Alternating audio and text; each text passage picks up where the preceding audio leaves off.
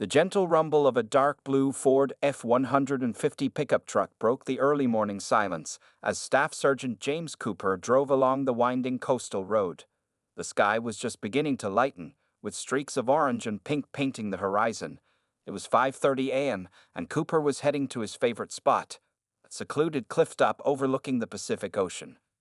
Cooper had discovered this peaceful location 3 weeks ago, shortly after returning from his third tour in Afghanistan. The spot had quickly become his morning sanctuary, a place where he could gather his thoughts and find some peace. Every morning, he would arrive just before sunrise, set up his folding chair in the truck's bed, and watch as the world slowly came to life. Today was no different.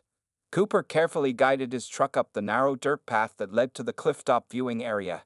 The spot was actually a designated scenic point, complete with a small gravel parking area and a weathered wooden fence along the cliff's edge. But at this early hour, he was always alone, just the way he liked it. Cooper parked his truck facing the ocean, the front bumper about 20 feet from the safety fence. He sat there for a moment, his hands still resting on the steering wheel, taking in the peaceful scene before him. The sound of waves crashing against the rocks below carried up to him on the cool morning breeze. At 32 years old, Cooper had the lean, athletic build of a soldier who kept himself in top condition. His dark hair was cut in the traditional military style, short and neat, and a thin scar ran along his left jawline, a reminder of a close call during his second tour. His brown eyes, though tired, remained alert and observant, a habit formed from years of military service. Reaching into the back seat, Cooper grabbed his thermos of black coffee and the worn leather journal his sister had given him before his first deployment. The journal had traveled with him through 3 tours, its pages filled with his thoughts, experiences, and the names of brothers in arms he'd lost along the way.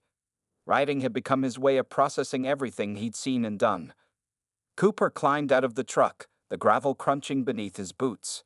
He was dressed simply in faded jeans, a gray t-shirt, and his old olive-drab military jacket. The morning air was crisp, carrying the salty smell of the ocean. He walked around to the truck's tailgate, lowered it, and settled himself comfortably against the side of the bed. Opening his thermos, Cooper poured the steaming coffee into the cup lid and took a long sip. The warm liquid helped chase away the morning chill. He opened his journal to a fresh page and began to write, occasionally pausing to watch the sky grow lighter or to take another sip of coffee. The past few years had been tough. While Cooper had always handled the physical demands of military life well, the emotional toll had been harder to deal with. The memories of explosions, gunfire, and lost comrades sometimes felt overwhelming. But here, in this peaceful spot where the only sounds were the waves and seabirds, he could finally begin to sort through it all. Time passed slowly as Cooper wrote in his journal. The sun continued its gradual ascent, casting long shadows across the clifftop. A few seagulls circled overhead, their cries carried away by the wind. Cooper paused in his writing to watch a pod of dolphins playing in the waves far below, a small smile crossing his face. This morning ritual had become an important part of Cooper's adjustment to civilian life. Each sunrise reminded him that there was still beauty in the world, despite all the darkness he witnessed. The quiet solitude gave him space to think, to remember, and sometimes to begin to heal. Cooper closed his eyes for a moment, feeling the warmth of the rising sun on his face. The morning was perfect, calm, quiet, and peaceful. He had no way of knowing that this tranquility was about to be shattered, or that his military training would soon be put to an unexpected test. The peaceful morning shattered like glass when the distant roar of motorcycle engines echoed through the air. Cooper looked up from his journal, his body instinctively tensing at the intrusive sound. Years of combat training had taught him to notice even the smallest changes in his environment, and these approaching motorcycles definitely caught his attention. Within minutes, 3 Harley-Davidson motorcycles appeared around the bend, their engines thundering as they made their way up the narrow dirt path to the clifftop. The bikes were custom-painted in dark colors with chrome details that sparkled in the morning sun. Each one bore the same symbol, a skull wearing a spiked helmet with the words "Road Raiders" curved beneath it. The bikers pulled into the gravel parking area, their machines arranged in a semicircle about 30 feet from Cooper's truck. They killed their engines, but the peaceful silence of earlier was already gone. Cooper could smell the mixture of leather, exhaust fumes, and something else, the unmistakable scent of alcohol. The three men dismounted their bikes, their movements showing signs of intoxication. They were clearly coming off a long night of drinking rather than starting their morning. The leader, a huge man standing well over 6 feet tall with a thick, unkempt beard, pulled a half-empty whiskey bottle from his saddlebag. His leather vest was covered in patches, some with offensive messages that Cooper chose to ignore. Well, what do we have here?" the leader called out, his voice rough and mocking. He took a long drink from the bottle before passing it to one of his companions, a shorter, muscular man with a shaved head and a snake tattoo coiling up his neck. The third biker, who wore a bandana and had a long braided goatee, laughed and pointed at Cooper's truck. "Check out the plates, boss. We got ourselves a real-life hero." His words dripped with sarcasm as he noticed the veteran license plate. Cooper remained seated on his tailgate, his face carefully neutral. He dealt with much worse than 3 drunk bikers during his tours of duty. Still, he closed his journal and slipped it into his jacket pocket, keeping his movements calm and deliberate. His coffee cup sat forgotten beside him as he assessed the situation with practiced ease. The leader took another swing of whiskey and started walking toward Cooper's truck, his heavy boots crunching on the gravel. His friends flanked him, spreading out slightly in a way that might have seemed casual to an untrained eye. But Cooper recognized it as a tactical approach, something he'd done himself countless times in urban combat situations. "Ain't this just perfect?" the leader sneered, his words slightly slurred. Some government puppet trying to enjoy his morning. "What's wrong, soldier boy? Couldn't sleep thinking about all the oil you helped steal?" His companions snickered at the taunt, emboldened by their leader's behavior and the alcohol in their systems. Cooper remained silent, but his mind was already running through scenarios. He noticed how the snake-tattooed man kept his right hand near his vest pocket, how the one with the bandana was trying to circle around to the side, and how the leader's stance suggested he was preparing for confrontation. His military training kicked in automatically, calculating distances, angles, and potential threats. The morning sun now fully illuminated the cliff top, casting long shadows behind the 3 bikers as they continued their approach. A cool breeze carried the salty ocean air mixed with the leather and alcohol smell of the intruders. Seagulls circled overhead, their cries seeming to warn of the trouble brewing below. The leader stopped about 10 feet from Cooper's truck, swaying slightly as he pointed the whiskey bottle like an accusatory finger. "Hey, I'm talking to you, soldier boy." His voice grew louder, angrier at being ignored. The other 2 bikers moved closer, their boots scraping against the gravel in what they thought was a threatening manner. Cooper knew the next few moments would determine how this situation played out. He faced down insurgents in Afghan mountains and survived firefights in narrow alleyways. These 3 drunk bikers had no idea who they were dealing with, but they were about to find out. The tension in the air grew thicker as the 3 bikers continued their harassment. Cooper remained seated on his tailgate, his posture relaxed but his muscles ready. The leader's face reddened with each moment of being ignored, his grip tightening around the whiskey bottle until his knuckles turned white. "Look at him, acting all high and mighty." The snake-tattooed man spat on the ground. "These military types think they're better than everyone else." He moved a few steps closer, his boots grinding against the gravel. The morning sun caught the edge of something metallic in his vest pocket. Probably a knife, Cooper noted mentally. The leader took another long drink from the bottle, whiskey dribbling down his beard. "You know what I think," he said, his words becoming more slurred. "I think he's scared. Yeah, that's it. Big tough soldier is scared without his whole army backing him up." He laughed, a harsh sound that echoed off the cliff walls. Cooper's eyes scanned each man in turn, taking in every detail. The bandana-wearing biker had positioned himself near the truck's front end, trying to cut off one potential escape route. The snake tattoo guy was fidgeting with his vest pocket, clearly wanting to show off his weapon. The leader stood his ground in the middle, attempting to look intimidating despite his drunken swaying. A group of seagulls scattered as the leader suddenly hurled the whiskey bottle against a nearby rock. The glass shattered, sending fragments skittering across the gravel. The sharp sound cut through the morning air like a gunshot, but Cooper didn't flinch. He'd heard far worse in his time overseas. "Still nothing to say, soldier boy," the leader taunted, taking a heavy step forward. "Did they teach you to sit there like a statue in your fancy military training?" His companions laughed on cue, but Cooper noticed their laughter held a note of uncertainty. They weren't used to targets that remained so calm. The bandana-wearing biker pulled out his phone, holding it up to record. "This is gonna be good," he snickered. "Let's show everyone online how tough these military types really are." His hand shook slightly as he filmed, whether from excitement or nervousness. Cooper couldn't tell. A cool breeze swept across the clifftop, carrying with it the sound of waves crashing below. Cooper's military jacket shifted slightly in the wind, revealing for a moment the tight muscles beneath. His eyes remained focused, alert, taking in every movement of the three men before him. "Maybe he's one of those PTSD cases," the snake-tattooed man suggested with a cruel smile. "You know, the ones who come back all messed up in the head." He made a circular motion near his temple with his finger, encouraging more laughter from his companions. The leader stepped even closer, now just 6 feet from Cooper. He reeked of whiskey and stale cigarettes. "Is that it, soldier? You too broken to even speak?" His voice had taken on a dangerous edge, frustration building at Cooper's continued silence. Cooper watched as the men exchanged glances, a silent communication passing between them. He recognized the signs. They were working up their courage, convincing themselves that 3 against 1 were good odds. They had no idea that those odds meant nothing to someone with his training. The morning had grown warmer, but none of the men were paying attention to the beautiful sunrise anymore. The leader cracked his knuckles, a nervous habit rather than an intimidation tactic. The snake-tattooed man kept glancing at his vest pocket, while the one with the bandana continued filming, his phone shaking more noticeably now. "I'm getting tired of this silence," the leader growled, taking another step forward.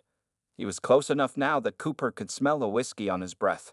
"Maybe we need to teach you some manners, show you how to respect the people you meet." Cooper remained still, but his mind was already several steps ahead. He saw how the leader's weight was poorly balanced, how the snake-tattooed man's hand kept twitching toward his pocket, how the bandana-wearing biker was trying to hide his growing nervousness behind his phone. They were about to make their move, and Cooper was ready. The breaking point came with the sound of breaking glass. The snake-tattooed man had picked up the broken whiskey bottle and hurled it directly at Cooper's feet. Glass fragments scattered across the gravel, some bouncing off Cooper's boots. This time, Cooper slowly stood up from his tailgate. His movement, though casual, carried a quiet power that made all 3 bikers take an instinctive step back. Cooper's full height and build became apparent. He wasn't as tall as the leader, but his body held the lean, coiled strength of a trained fighter. The morning sun cast his shadow long across the gravel, stretching toward the nervous bikers. "Oh, look who finally decided to stand up," the leader said, trying to hide his surprise with mockery, but his voice had lost some of its earlier confidence. Something about the way Cooper moved had triggered a warning signal in his alcohol-clouded brain. The bandana-wearing biker kept filming with his phone, though his hand was shaking more noticeably now. "Hey boss, maybe we should," he started to say, but the leader cut him off with a sharp gesture. "Shut up," the leader snapped, his face reddening further. "You scared of one guy? There's 3 of us." He took an aggressive step forward, attempting to use his height advantage to intimidate Cooper. "You think you're tough, soldier boy? Let's see how tough you are." Cooper remained perfectly still, his breathing steady and controlled. His eyes, however, missed nothing. He noticed how the snake-tattooed man's hand had finally slipped inside his vest pocket, gripping what was likely a knife. He saw how the bandana-wearing biker had backed up several steps, his phone still recording. He observed the leader's unstable stance, affected by both alcohol and growing uncertainty. The ocean breeze had picked up, carrying the salty air across the clifftop. A few small rocks stumbled down the cliff face, the sound drawing the bandana-wearing biker's attention momentarily. Cooper noted this distraction, filing it away as potentially useful information. "Last chance, soldier," the leader growled, now standing just 4 feet from Cooper. "Either you get down on your knees and apologize for disrespecting us, or things are gonna get real ugly." His attempt at a threatening smile looked more like a nervous grimace. The snake-tattooed man moved to Cooper's left, while the bandana-wearing biker maintained his position near the truck's front, though he backed up a few more steps. They were trying to surround Cooper, but their movements were sloppy, uncoordinated. Cooper finally spoke, his voice calm and steady. "I'm going to give you one warning. His words carried clearly in the morning air, causing all three bikers to freeze momentarily. "Get back on your bikes and leave." The leader's face contorted with rage at Cooper's calm directive. "A warning? You're giving us a warning?" He laughed, but it sounded forced. "Boys, I think it's time we teach this government puppet some respect." The snake-tattooed man pulled out his knife, the blade catching the sunlight. It was a cheap switchblade, the kind sold at tourist shops and truck stops. He flicked it open with what he probably thought was a threatening flourish, but Cooper could see his hand trembling slightly. "Nice knife," Cooper said, his voice remaining even. "Standard 4-inch blade, poor balance, loose handle. I've confiscated better weapons from teenagers." His matter-of-fact assessment seemed to unnerve the snake-tattooed man, whose confidence near faltered. The leader's patience finally snapped. "That's it," he roared, pulling back his right fist. "Let's show this smart mouth what happens when." His words cut off as Cooper shifted his weight slightly, almost imperceptibly. Something in that tiny movement, that minimal adjustment of stance, made all three bikers hesitate. For a fraction of a second, they glimpsed something in Cooper's eyes. The calm, focused look of a man who had faced far worse threats than three drunk bikers. The moment stretched like a rubber band pulled too tight. The leader's fist remained cocked back, the snake-tattooed man gripped his knife, and the bandana-wearing biker kept filming. They were about to discover exactly why it was a terrible mistake to mess with a combat-trained soldier. The leader's punch came fast but sloppy, fueled by alcohol and anger rather than skill. Cooper didn't even blink. In one fluid motion, he shifted his weight slightly to the right, letting the wild punch pass harmlessly by his shoulder. The leader stumbled forward, thrown off balance by his own momentum. What happened next seemed to unfold in slow motion for the other two bikers watching. Cooper's left hand caught the leader's extended arm while his right hand grabbed the back of the leader's leather vest. Using the bigger man's forward momentum, Cooper guided him face first into the side of the pickup truck. The impact wasn't hard enough to cause serious injury, but it was enough to show the leader exactly who he was dealing with. "What the?" the snake-tattooed man exclaimed, his knife hand shaking more visibly now. He took a hesitant step forward, then froze as Cooper's calm gaze shifted to him. "Drop it," Cooper said quietly, still holding the dazed leader against the truck. His voice wasn't threatening.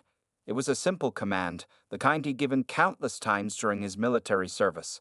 The kind of voice that expected immediate obedience.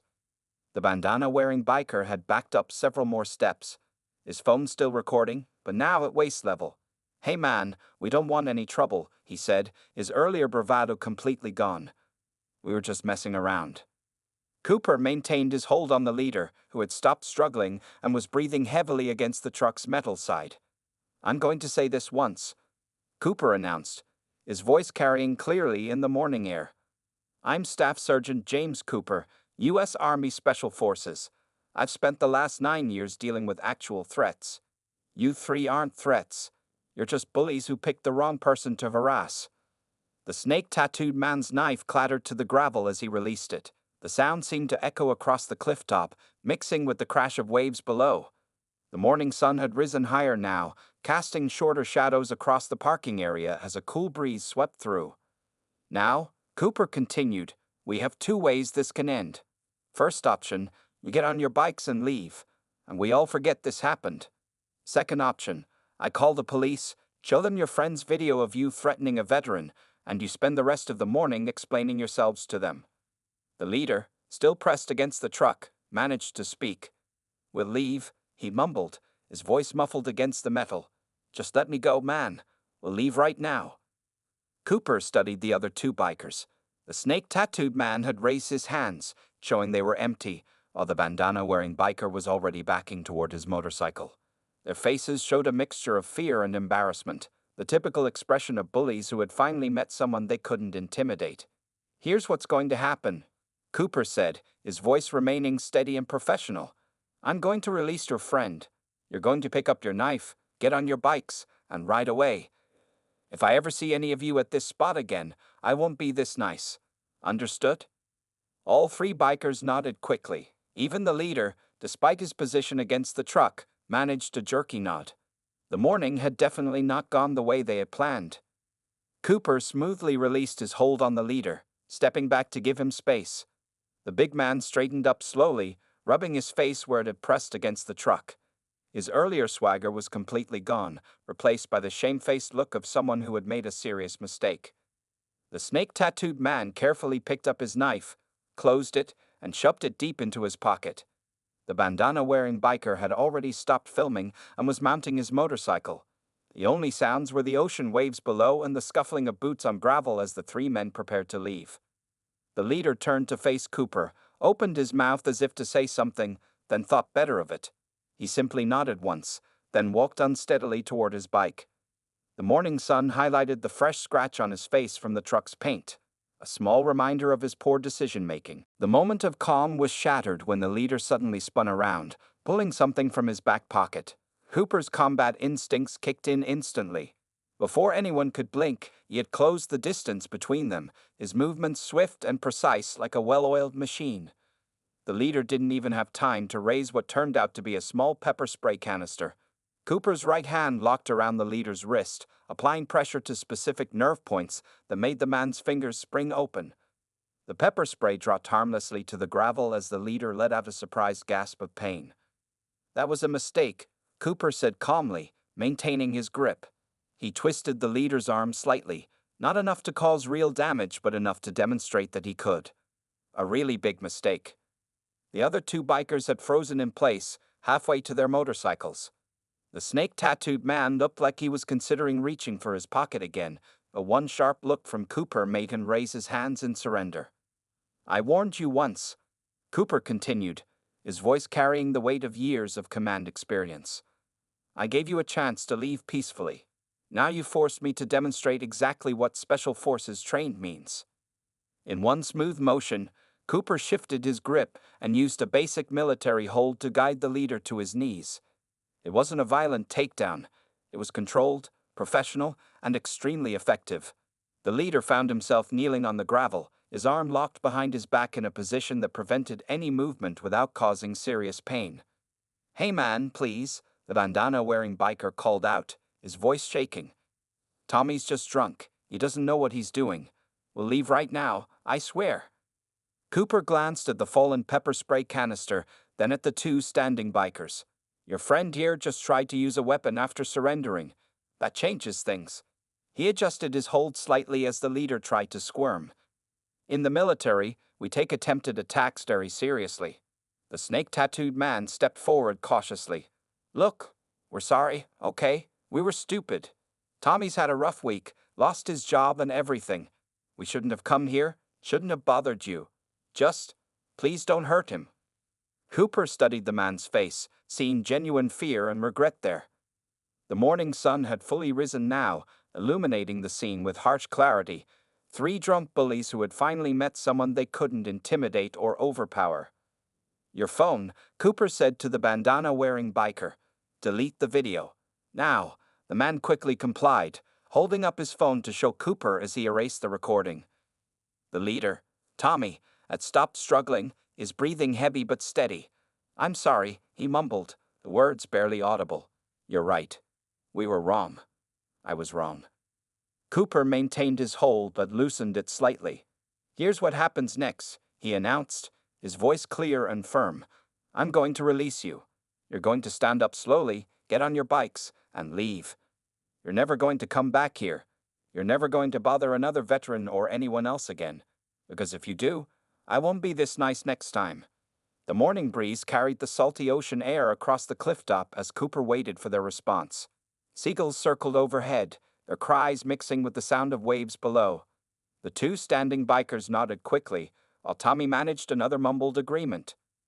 Slowly, professionally, Cooper released his hold and stepped back, giving Tommy space to stand. The big man rose unsteadily, rubbing his shoulder where Cooper's hold had been. There was a new look in his eyes, not just fear, but respect. The pepper spray canister still lay on the gravel between them. Cooper bent down, picked it up, and pocketed it. "Consider this a reminder," he said. "Next time you think about attacking someone, remember how this morning went." Tommy stood there for a moment, swaying slightly, his earlier bravado completely gone. The morning sun highlighted the sweat on his forehead and the small scrape on his cheek from the truck's paint. His two companions waited nervously by their motorcycles, engines still silent in the cool morning air. You know, Cooper said, his voice calmer now, I come here every morning to find peace, to deal with memories of real combat, real violence. He glanced at the ocean horizon, then back at the bikers. I've seen enough fighting to last several lifetimes. I don't look for trouble, but I'm well trained to handle it when it finds me. The snake-tattooed man shifted uncomfortably. We didn't know, he said quietly. About you being special forces, I mean. That's the point, Cooper replied, maintaining his professional tone. You never know who you're dealing with. The next person you decide to harass might be someone's grandmother, or a teenager, or another veteran. Is that really who you want to be? Guys who pick on people just because you think you can? Tommy's face reddened, but this time from shame rather than anger. He looked down at the gravel, unable to meet Cooper's steady gaze. The bandana-wearing biker had already mounted his motorcycle, clearly eager to leave. I lost my job last week, Tommy said suddenly, his voice rough. 15 years at the factory, then they just replaced me with machines. He ran a hand through his beard. Been drinking too much, taking it out on everyone else. That's not an excuse, just. I know we were wrong. Cooper studied the man before him, seeing past the tough biker exterior to someone who was struggling with his own battles. It was something he'd seen many times before. People acting out because they couldn't handle their own pain. There's a veterans center in town, Cooper said after a moment. They don't just help vets. They have counselors, job placement programs, support groups. Might be worth checking out instead of drinking and picking fights. The snake-tattooed man had moved closer to his bike, but was listening intently. Tommy looked up, surprise crossing his face at the unexpected offer of help. Why would you help us? The snake-tattooed man asked. After what we tried to do. Cooper adjusted his jacket, the morning breeze having picked up slightly, because part of my training was learning to assess threats. Right now, I don't see threats. I see 3 guys making bad choices. The question is, what are you going to do about it? Tommy straightened up slightly, wincing at his sore shoulder but standing taller. The Veterans Center, he said. Where exactly is it? Cooper reached into his truck through the open window and pulled out a small notebook. He wrote down the address and tore out the page, holding it out to Tommy. Ask for Sarah Martinez. Tell her Sergeant Cooper sent you. She helps people find better paths.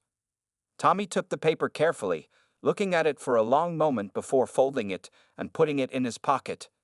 Thank you, he said quietly. And, I'm sorry, really sorry.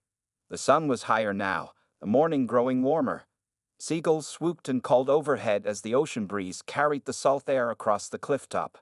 The tension that had filled the area earlier had transformed into something different, not quite peace, but perhaps understanding. Time for you to go, Cooper said firmly but not unkindly. Make better choices, and remember what happened here if you're ever tempted to go back to your old ways. The 3 bikers nodded, mounting their motorcycles. Tommy paused before starting his engine, looking back at Cooper.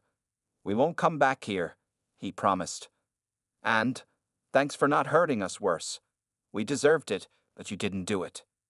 Cooper watched as they started their engines, the roar breaking the morning quiet once again, but this time it was the sound of departure rather than threat. The 3 bikes turned carefully in the gravel lot, then headed down the narrow path, the noise of their engines gradually fading into the distance. As the sound of motorcycles faded into the distance, Cooper returned to his spot on the tailgate. He picked up his forgotten coffee cup, now cold, and poured out the remaining liquid onto the gravel. The morning sun had fully risen, painting the ocean in bright colors and warming the air around him. Reaching into his jacket pocket, Cooper pulled out his journal. He opened it to a fresh page, picked up his pen, and began to write. This morning had given him plenty to think about, not just about the confrontation, but about how his military training had shaped his response to it. 9 years of combat training, he wrote, and the most important lesson wasn't about fighting. It was about knowing when not to fight. He paused, watching a pair of seagulls glide past on the ocean breeze. Today, I could have seriously hurt those men. It would have been easy, maybe even satisfying in the moment. But that's not who I am anymore. That's not who I want to be. Cooper thought about Tommy, about the pain and frustration he'd seen in the man's eyes. It reminded him of some of his fellow soldiers after they returned home. Good people struggling to find their place in a world that seemed to have moved on without them. He pulled out the pepper spray canister he'd taken from Tommy and studied it for a moment. Then he got up, walked to the cliff's edge, and threw it as far as he could. The small canister disappeared into the waves below, carried away by the ocean current.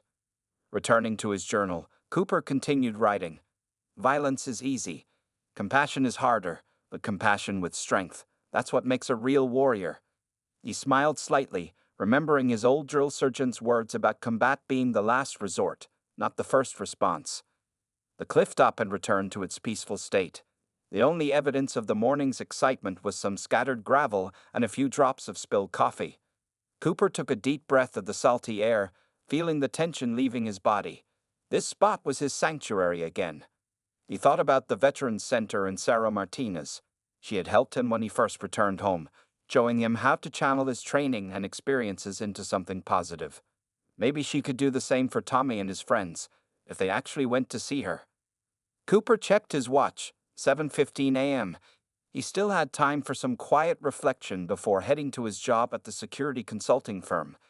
It was ironic, he thought, how his military experience had prepared him for both the physical confrontation this morning and his current work teaching others about de-escalation and conflict resolution.